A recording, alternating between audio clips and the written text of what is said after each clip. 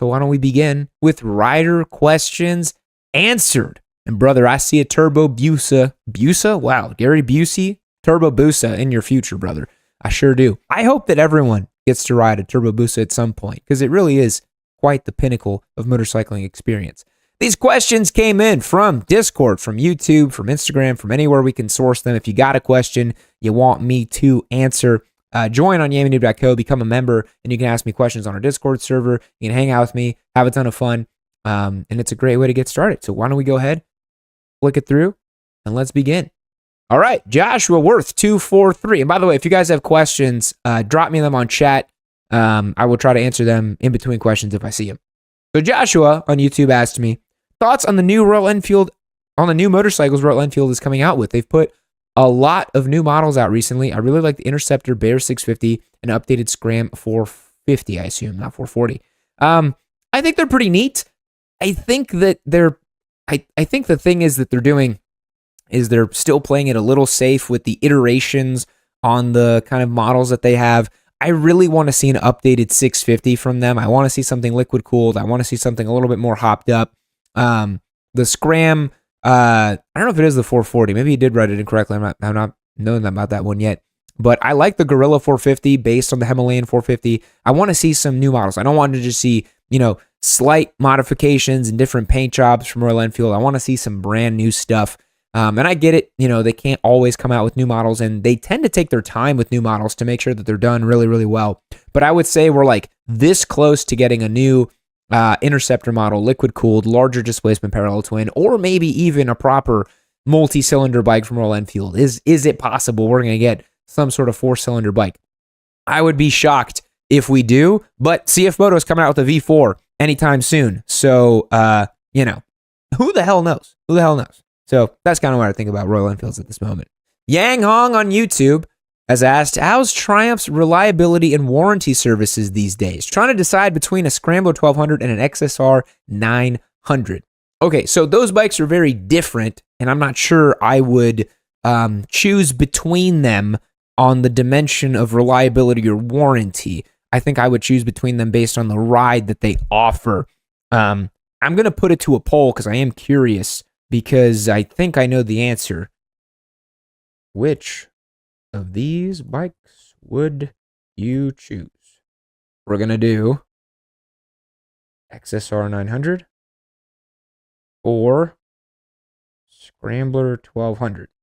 And now I wonder, because, you didn't mention which Scrambler. It could be the XE, which is the super off-road focused one, or the XC, which is more road focused.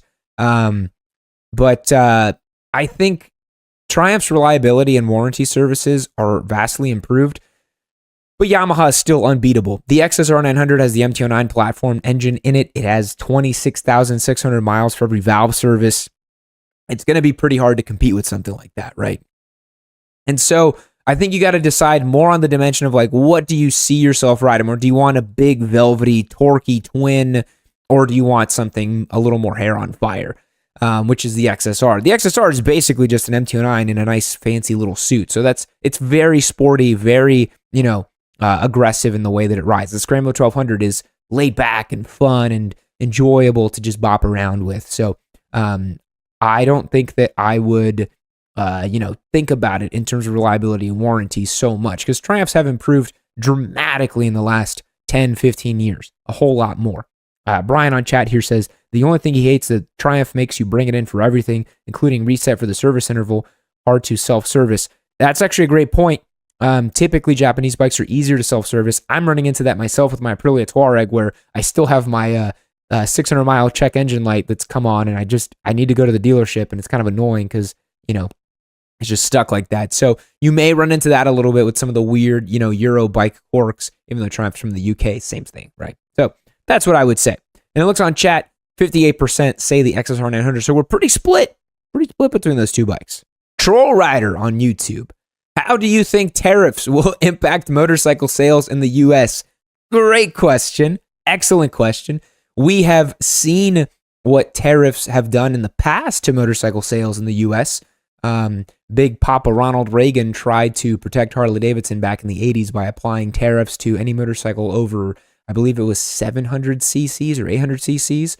that were being imported, and the Japanese manufacturers started making crazy ass turbo bikes and developing more and all that stuff.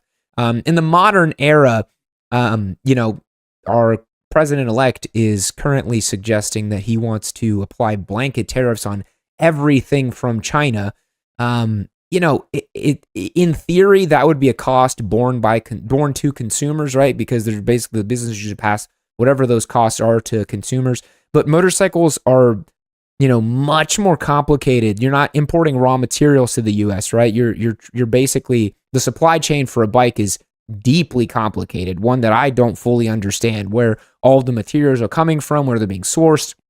The final imported good, there's not many Chinese motorcycles other than CF Moto, but honestly, they'll probably just figure out a way to import them from a different country. I've seen this happen a lot in different businesses where they were affected by Chinese tariffs, and then they basically just moved production to a different country and just had the same Chinese people building it there, but then it said it was a product of Malaysia or whatever, and they were able to get around the tariff. So I don't really think we're going to see too many impacts in terms of price of motorcycles going up. I don't think it'll impact new vehicle sales in general. What I do think will happen is a kind of like a trickle-down effect of these tariffs, is because it's going to make everything more expensive in general. Tariffs are, again, inflationary. They cause problems for consumers. We're not getting into politics here. This is just economics, right? And that's something I have a background in, by the way. I have a bachelor's of science in economics, in case you didn't know. What I think will happen, unfortunately, is the cost of living will increase such that people will probably drop motorcycling as a non-essential thing that they have to do. That would be my idea around this. Lou Stella on here says, is the motorcycle market even large enough for foreign manufacturers to innovate versus just raise prices and wait a few years, not like Harley's making super sports? That's a very fair point, and I'm not sure. I'm not sure if the motorcycle market is large enough for the manufacturers to innovate. And we've already seen this too, where there's models that aren't even being sold in the US. They're only for the European Union, or they're only for world markets. This is a very strange market for motorcycles in general. So that's kind of my just TLDR on how tariffs might impact motorcycle sales. But again, I have a degree in economics. I am not an economist. I am not a policy guy. I just have a cursory understanding of how these things will work. In general, tariffs are kind of a bad idea because it's not going to spur on, for example, like if somehow we tried this in the 80s, right, with Ronald Reagan. If you put tariffs on imported motorcycles, you're not going to magically make more Harley Davidsons being made in the country, if that makes sense. So that's a long rundown on that. Brandon Reeves on YouTube. Yammie, what do you actually think of the Kawasaki Z900? Some of the videos you seem to like it. Others say that they're trash. I want to know what you actually think. Okay, the Kawasaki Z900. It's a solid machine, but I think faced in the category right now, it stands a little tough, right? It's a little bit heavy. It's a little bit lackluster in terms of its power delivery, but it does have a big ass engine in it. It's got a 948cc 4-cylinder engine, the largest in the middleweight category. It's almost 1,000 cc's. It's 4 cylinders. It makes a great amount of torque, a great amount of power.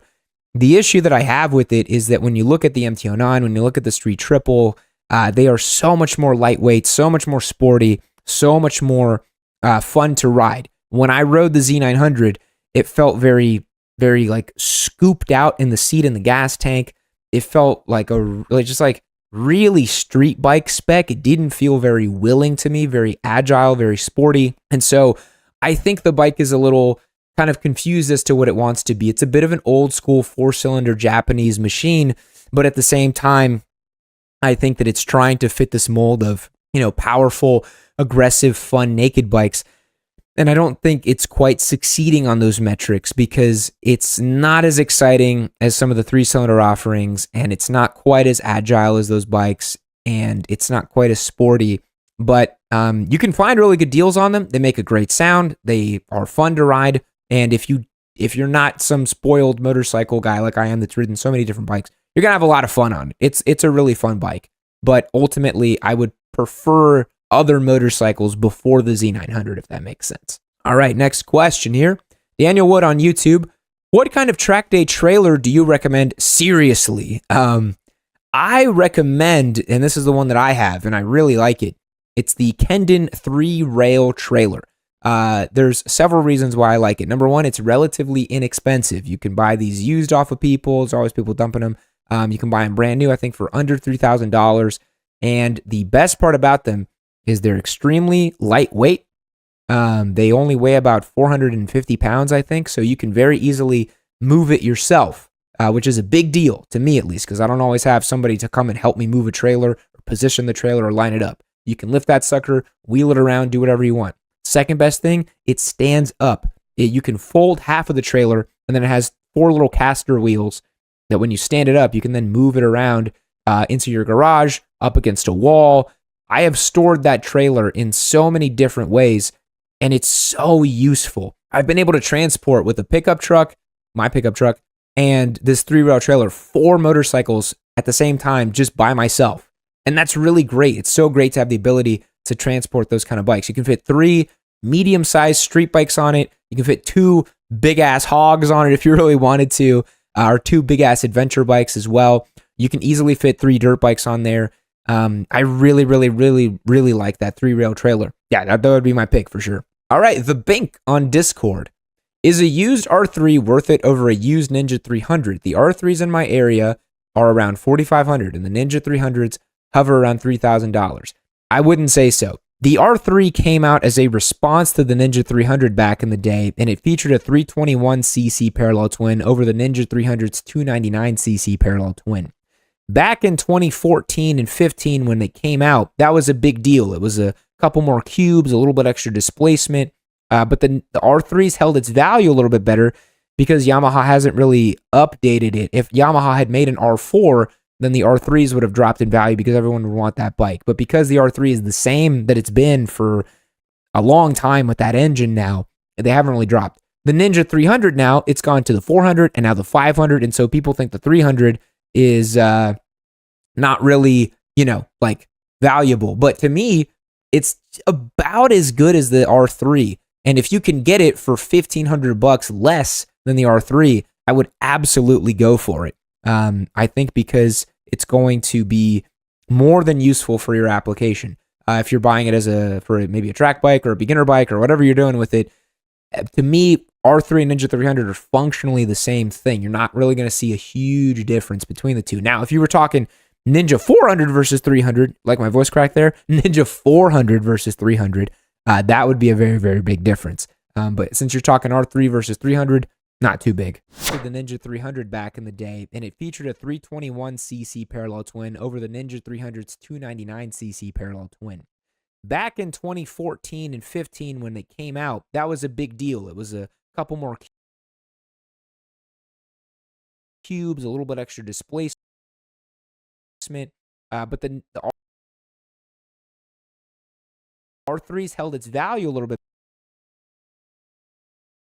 better because, all right, it's Toxin777 on YouTube. Question: I want to buy my second motorcycle maybe in the next year or two. I'm thinking about the R7, but I keep hearing everyone say it's a beginner motorcycle, and I'm unsure if I'll have fun on it. Might want to ride it / more power. I ride only on the street, and I'd be coming from a Ninja 400. Is the R7 a good upgrade from a 400? What other sport bikes would you suggest to look at? This is a really good question, because I think a lot of people get in their own heads about this.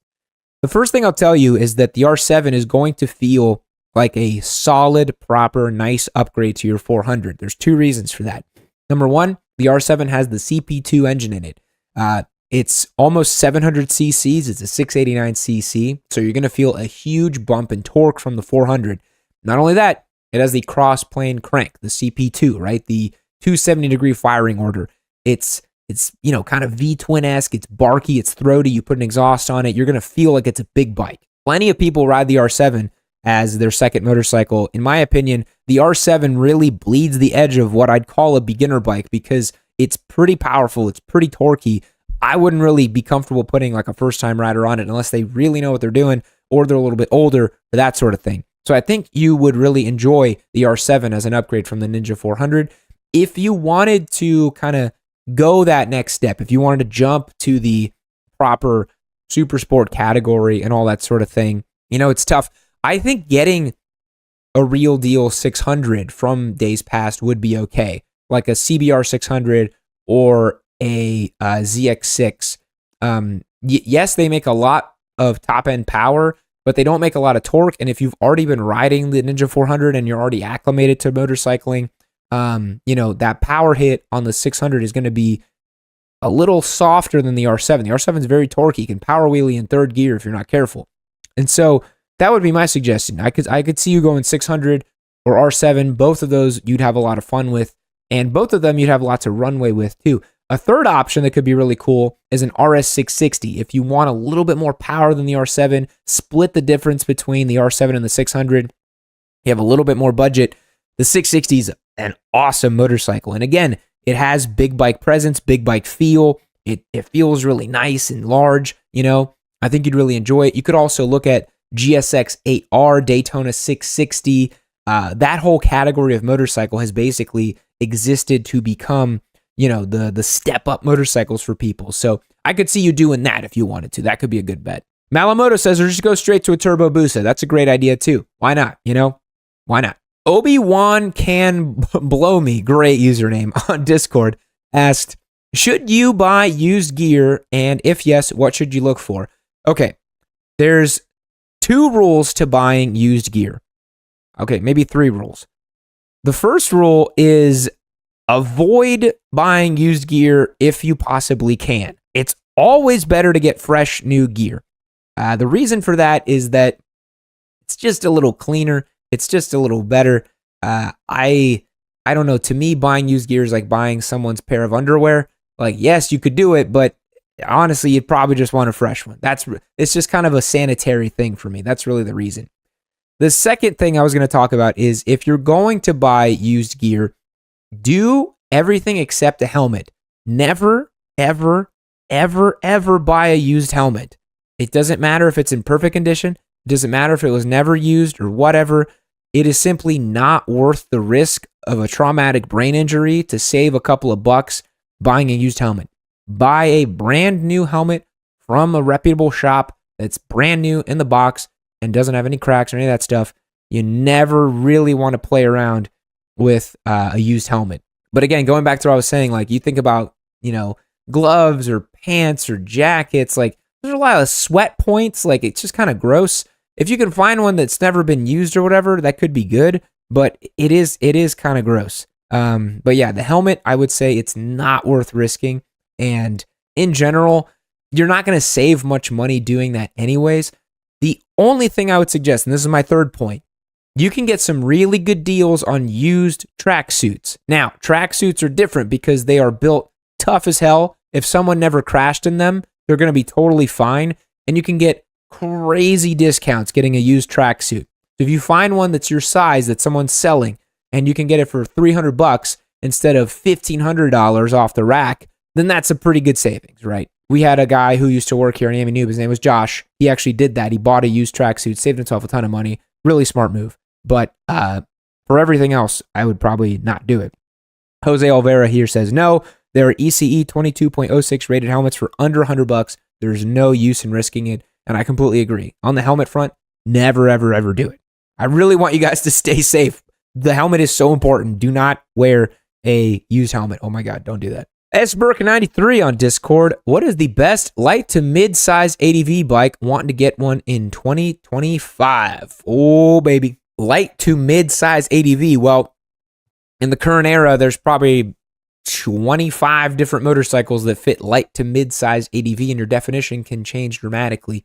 I'll give you light and mid, just in my opinion. I really think that one of the best lightweight ADV bikes on the market today, I've talked about it relentlessly, and I still believe it no matter what people say about it, is the CRF 300L Rally.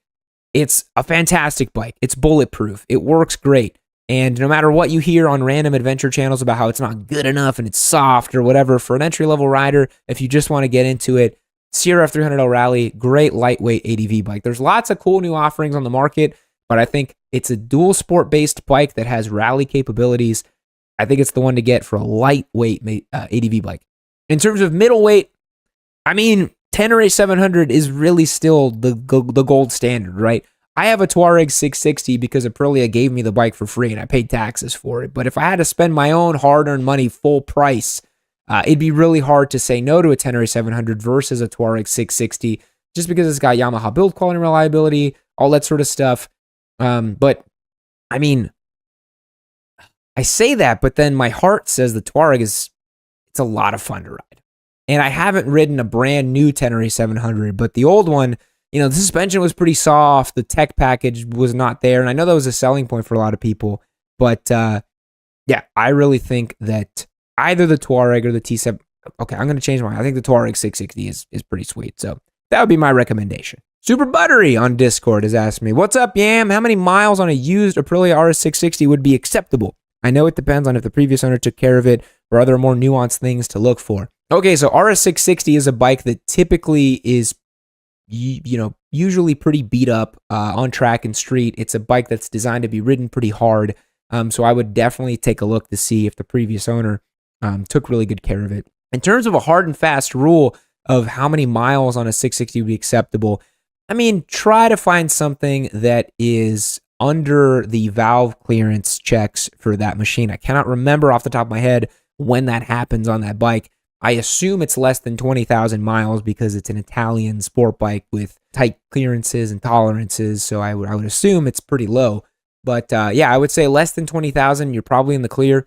But check the forums, check the owner's manuals, check everything you can, and see if they've done any specific work on it. But yeah, I'm not, you know, I owned an RS660 as a giveaway bike, but I'm not extremely familiar with the platform to tell you if there's specific things to look for on that bike. All right, boys, that wraps up the question and answer section.